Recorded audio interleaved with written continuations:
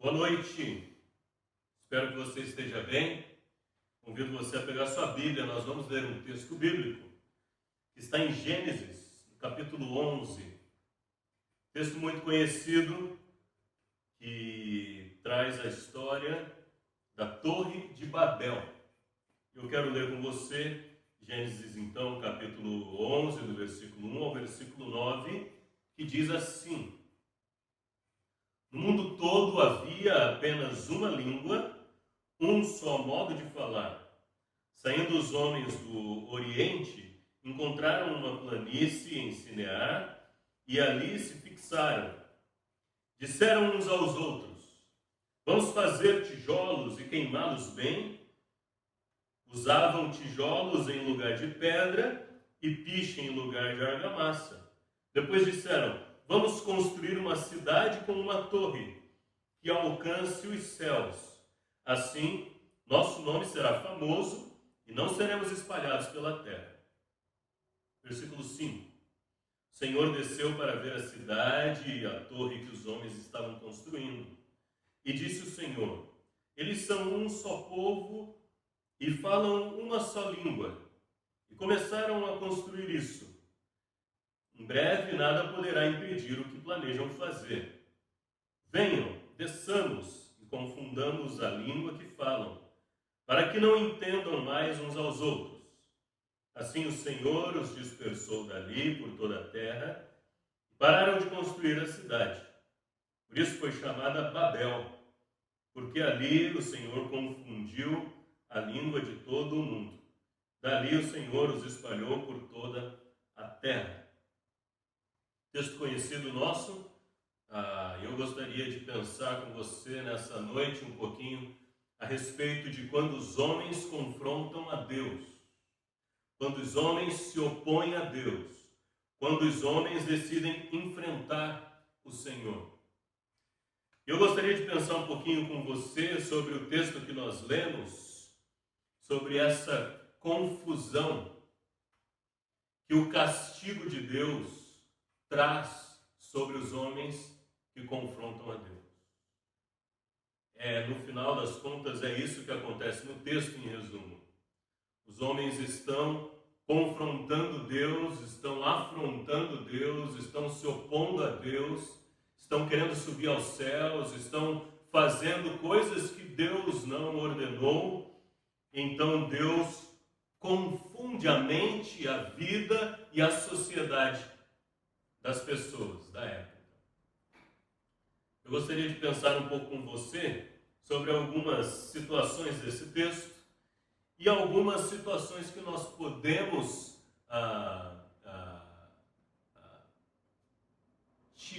lições que podemos tirar de algumas situações que estão retratadas aqui. Em primeiro lugar, eu gostaria de lembrar que até hoje os linguistas, os estudiosos das origens das línguas, estudam de onde vieram, como se desenvolveram, como mutaram, quais são as raízes, e daí eu e você podemos procurar isso, tem na internet, existem livros, estudos sobre isso. A maioria deles, os sérios, chega à conclusão de que todas as línguas, elas vieram de talvez uma ou duas ou algumas línguas mãe, ou línguas de origem. E muitos deles dizem que vieram de uma. Isso fecha com o relato bíblico. Isso é interessante nós pensarmos, porque hoje, dizem os estudiosos, que há mais de 3.000 idiomas. Você já pensou nisso? 3.000 idiomas. Se você fala mais de um idioma, não sei se fala, talvez você seja bilíngue, trilíngue ou poliglota. Diz o livro dos records que o poliglota mais top aí, um libanês chamado Nimha Youssef Hassan, não sei se é assim o nome dele, mas ele é libanês, deve ter um nome parecido com isso. Ele fala 58 idiomas. Isso não dá nem 2% de 3.000 idiomas que existem no mundo. Esse é o melhor dos poliglotas, ele fala 58 idiomas. Agora, você já pensou que Deus, ele faz a multiplicação das línguas como um castigo contra a pretensão humana? Pretensão é uma característica que pode ser boa quando é direcionada para a vontade de alcançar grandes objetivos na vida. Mas pretensão no relacionamento com Deus é algo tremendamente ruim, porque faz com que eu e você nos orgulhemos de coisas que nós não podemos nos orgulhar. A pretensão humana, ela é destruidora. Os homens queriam fazer uma torre para chegar aos céus. É o relato do texto bíblico.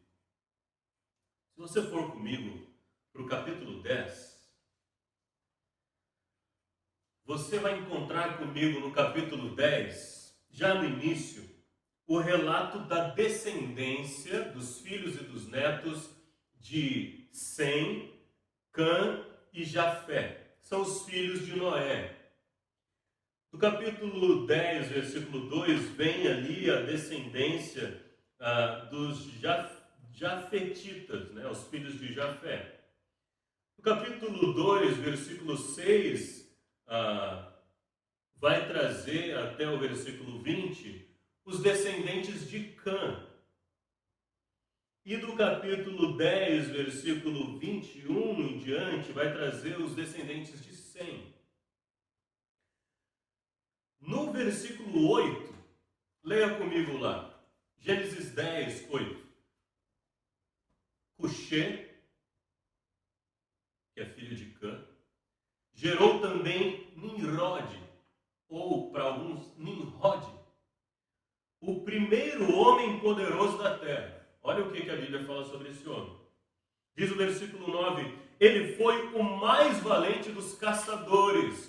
Talvez na sua Bíblia traga ali uma observação ou uma nota de rodapé explicando que aí pode ser o mais valente dos caçadores, mas pode também ser um valente caçador diante de Deus. Só que esse diante de Deus aqui é entendido como contra Deus, afrontando Deus. E o restante da história de Nimrod talvez nos dê luz sobre algumas situações de Babel e da situação do coração dos homens que construíram aquela cidade. Diz assim o versículo 10, ainda do capítulo 10 de Gênesis.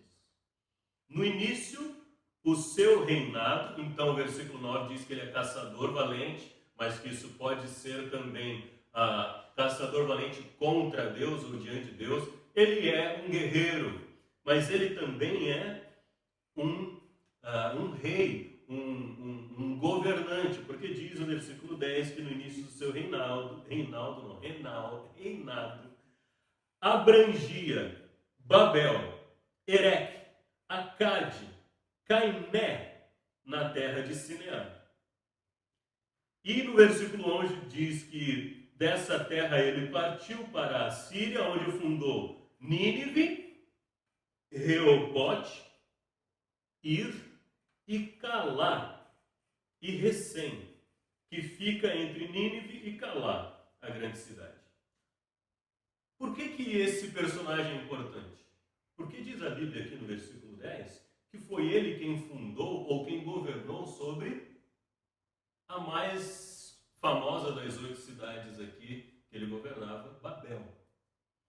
E a ideia dos historiadores que conhecem a civilização daquela época, ou que tentam conhecer a civilização do mundo antigo, é que eram cidades, estados, onde havia um governante, e essas cidades-estados estavam formadas como eram as cidades antigamente.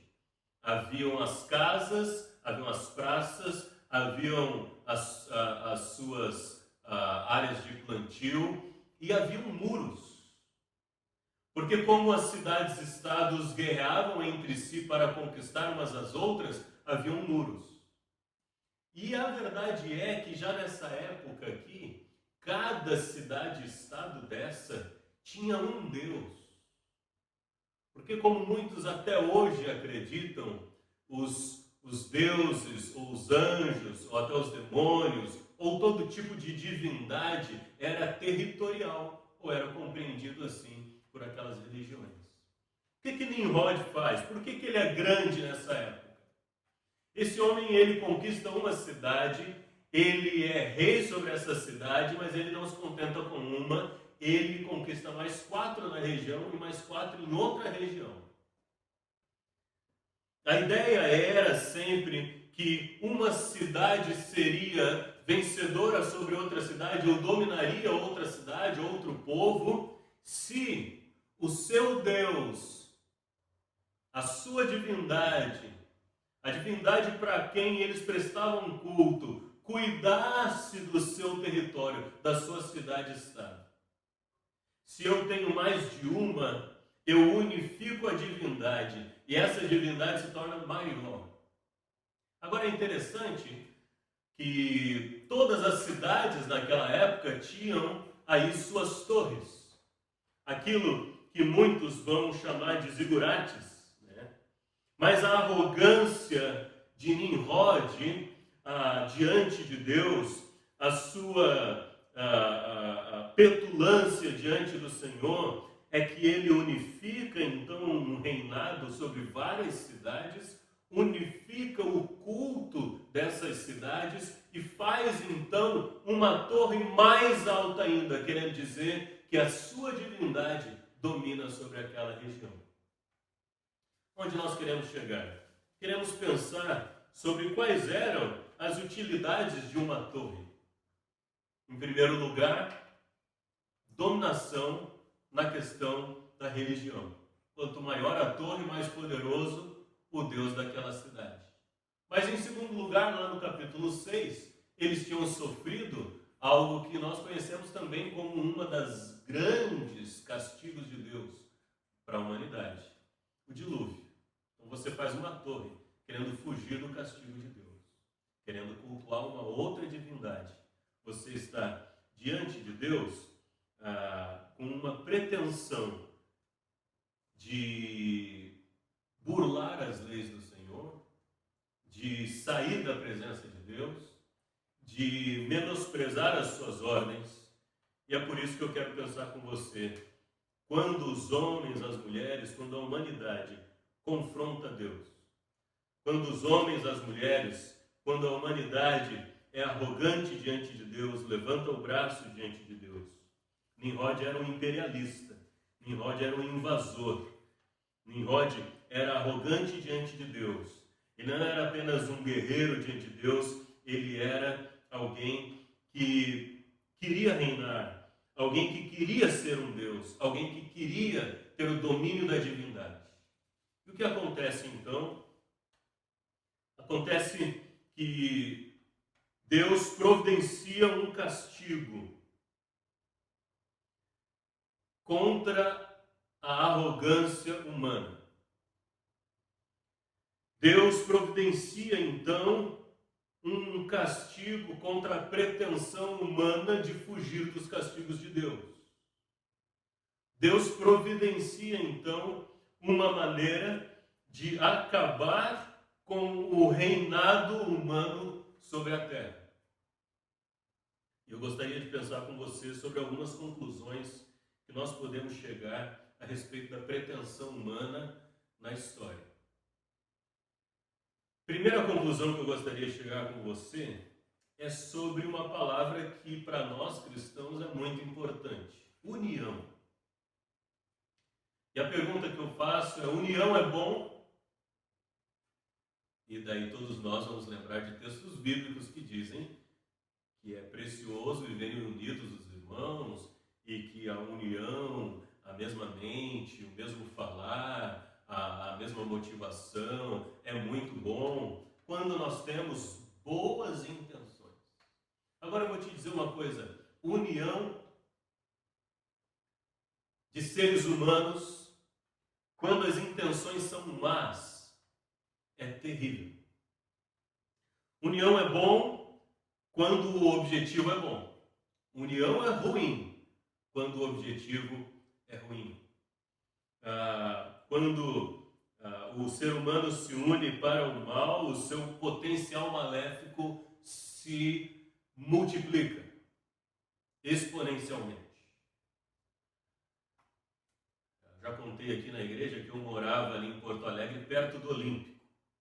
O Olímpico é um lugar que reúne muita maldade. Brincadeira, não é só porque eu sou colorado e a gente perdeu ontem, não. Mas ali no Olímpico, quando eu ia para a faculdade, eu era um dos poucos alunos da educação física que ia nas aulas de quarta-feira à noite. O pessoal ficava em casa ou ia para o estádio ver jogo. Quando eu estava voltando da faculdade, os torcedores dos jogos estavam saindo do Olímpico. E ali, naquele caminho pela Avenida da Zenha, eu via gente em grupo, espancando o torcedor de outro time, apedrejando o carro, dando tiro para cima, saqueando loja. Eu tive que correr quantas vezes? Agora, as mesmas pessoas levaram no outro dia de manhã seus filhos para a escola, segurando na mãozinha da criança, chamando de meu bem, dando beijinho na testa e falando, fica com Deus. A união, quando é para objetivos bons, é muito saudável, é muito bom, é bíblico, é divino. Agora, unir-se a outras pessoas com objetivos maus traz um potencial maléfico para o ser humano gigantesco. Você está na sua sala torcendo pelo seu time. No máximo, você vai dar um soco numa almofada ou um grito. Mas se você está com milhares de pessoas, você fala coisas que geralmente você não fala, você faz, você se comporta, você de maneiras que geralmente não faria. União é bom, mas quando os homens se unem para fazer o mal, o seu potencial maléfico se multiplica. Isso nós vemos claramente no texto. Segunda conclusão que eu gostaria de chegar com você. Gênesis 6. Dilúvio. Gênesis 11, que nós acabamos de ler. Babel. E Gênesis 19, que você pode ler depois. Sodoma e Gomorra. Lembram que, vez por outra, na história, o ser humano se torna tão mau e a maldade humana se torna tão grande, a perversão, a corrupção, os ideais maus, o egoísmo, a afronta contra Deus, chega num nível tal, vez por outra na história, que ultrapassa uma certa linha, que eu não sei exatamente qual é, nem você vai saber, ninguém sabe, mas que é uma linha que Deus diz, agora eu vou intervir. E algumas intervenções de Deus estão relatadas na história bíblica. Mas eu acredito que outras tantas intervenções de Deus ocorrem e nós não as identificamos como intervenções de Deus na história. Intervenções duras. Intervenções onde Deus mostra para o homem que o homem não é senhor da história. Não é senhor da sua história, não é senhor da história do mundo, não é senhor de história de coisa nenhuma. E Deus mostra para o ser humano, eu sou o senhor da história. E talvez venha à sua mente uma pandemia, uma certa pandemia. E eu não sei, pode ser que nós chegamos num limiar que ultrapassamos aí a paciência de Deus e Ele veio e interviu na história. Pode ser que não, pode ser que sim. Bom, mas como nós vemos no texto bíblico, Deus de vez em quando faz isso. E nós devemos perceber que situações como o dilúvio, como Babel, como Sodoma e Gomorra, são relatos históricos de maldade extrema, de gente que se junta e o potencial maléfico do ser humano se multiplica. E Deus diz, bom, eu vou dar um basta. Em terceiro lugar, gostaria de chegar a mais uma conclusão com você.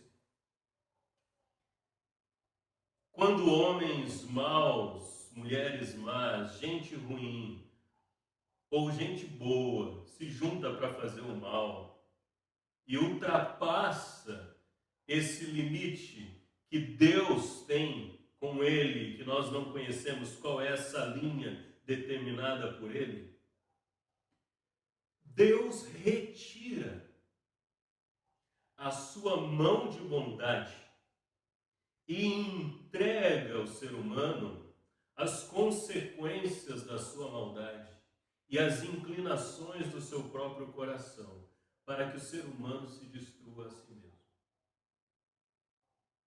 Nós temos vários relatos bíblicos disso, e nós temos Paulo falando em Romanos capítulo 1, algo muito interessante. Eu vou ler com você, do versículo 18 até o final do capítulo, que diz assim: portanto, a ira de Deus é revelada dos céus contra toda a impiedade e injustiça dos homens, que suprimem a verdade pela injustiça. Pois o que de Deus se pode conhecer é manifesto entre eles, porque Deus lhes manifestou.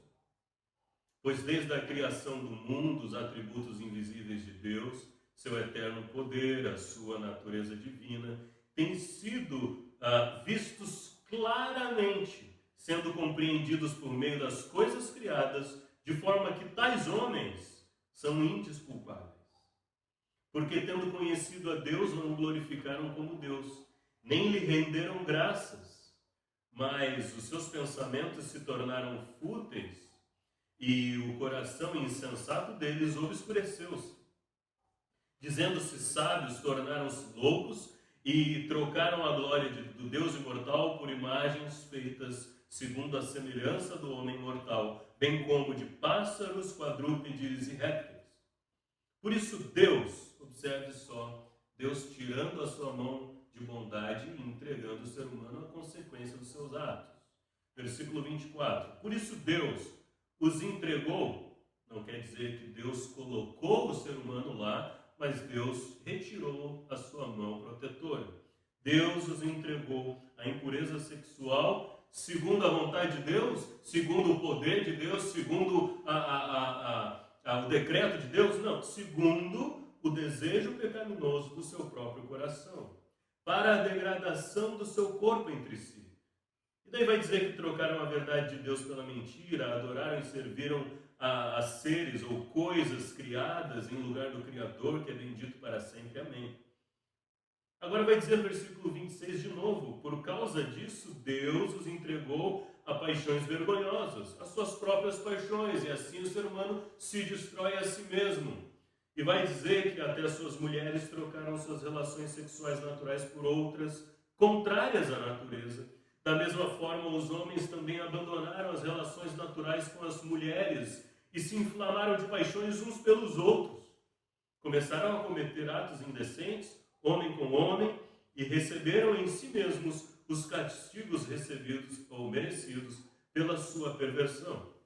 Agora vai dizer o versículo 5, que além do mais, visto que desprezaram o conhecimento de Deus, de novo, pela terceira vez, Deus retira a sua mão protetora, os limites que Ele mesmo criou, as regras. Ele fala, tá bom, você quer ir, você quer se afundar, você quer se juntar com mais um monte de outras pessoas para fazer a maldade vai se multiplicar, o potencial maléfico do homem vai ser multiplicado exponencialmente. E diz então o versículo 28, que Ele os entregou a uma disposição mental reprovável, para que praticassem o que não deviam.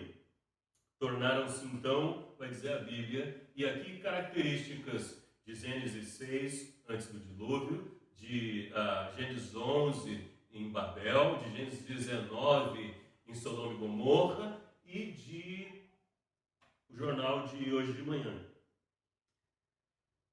tornaram-se cheios de toda sorte de injustiça, maldade, ganância, depravação, estão cheios de inveja, homicídio, rivalidades, engano, malícia, são bisbilhoteiros, caluniadores, inimigos de Deus, insolentes, arrogantes, presunçosos, inventam maneiras de praticar o mal, desobedecem aos pais, são insensatos, desleais, sem amor à família, implacáveis. Embora conheçam o justo decreto de Deus, que as pessoas que praticam tais coisas merecem a morte, não somente continuam a praticá-las, mas também aprovam aqueles que as praticam. Meu irmão, minha irmã, jovem, quando o ser humano, quando o homem, quando a mulher, quando a humanidade confronta Deus, se levanta contra Deus, pretensiosamente quer esquecer a Deus, quer abandonar a Deus, quer dizer que Deus não manda mais em nada e que Ele nem existe. Quando o ser humano quer ser dono de si mesmo, quer ser seu próprio rei, quer dominar sobre os outros, o ser humano, ele se coloca contra Deus, ele se afasta de Deus, ele se esconde de Deus, ele se junta com homens e mulheres más, a multiplicação da maldade no mundo acontece e o castigo de Deus vem. Talvez não venha como os relatos do dilúvio e da destruição ou da forma como Deus espalhou ali a Torre de Babel, aqueles homens, e fez algo tão marcante. Talvez não venha com uma chuva de fogo. Talvez venha de outras formas. E todos os dias eu e você sabemos que a mão de Deus pesa sobre aqueles que multiplicam a maldade no mundo. Quantas vezes somos nós? A mensagem é que mesmo depois de um castigo tremendo, os homens, as mulheres podem encontrar Deus de novo. Porque Deus não se ausenta. Deus não se retira da história humana, da presença do ser humano. Deus, ele não abandona a humanidade. Tanto é que essas situações aconteceram lá no primeiro livro, lá nos primeiros momentos da história humana. E até hoje, a Bíblia vai dizer que Deus chama para si, chama para que o encontrem, homens e mulheres. Gente como eu e você, que já pisou tanto na bola, que já se confrontou tanto a Deus, que já se levantou como um guerreiro valente, dizendo para Deus alguma coisa, e que pretensiosamente já se levantou como Senhor da sua própria vida, Senhor da vida da sua família, Senhor dos seus negócios, Senhor de muita coisa. Deus continua fazendo um convite para nós, através do Senhor Jesus Cristo. Vinde a mim, vinde a mim. É muito melhor ter um encontro com Deus, um encontro de amor, um encontro de paz, um encontro de salvação, um encontro de redenção, um encontro bom, do que ter um encontro que é um confronto. E eu e você podemos escolher, como aqueles homens e aquelas mulheres podiam escolher naquela época. Deus continua nos convidando. Que eu e você possamos atender ao convite de Deus. Se você nunca ouviu falar nesse convite que Deus faz, saiba que através de Jesus Cristo, Deus convida você a ser filho dele, a ter um relacionamento com Deus, a entregar o seu coração a Ele, entregar a sua vida, seus objetivos, seus propósitos, a pedir perdão pelos seus pecados e a reconhecer Jesus Cristo como Salvador. Se você já fez isso, meu irmão, minha irmã, lembre-se, não vamos nos juntar com aqueles que querem o mal. Porque quando nós nos unimos para fazer o mal, nosso potencial maléfico se multiplica. Vamos juntar com aqueles que querem fazer o bem. Porque o nosso potencial de fazer o bem também é muito grande quando estamos em união, uns com os outros e com o Senhor.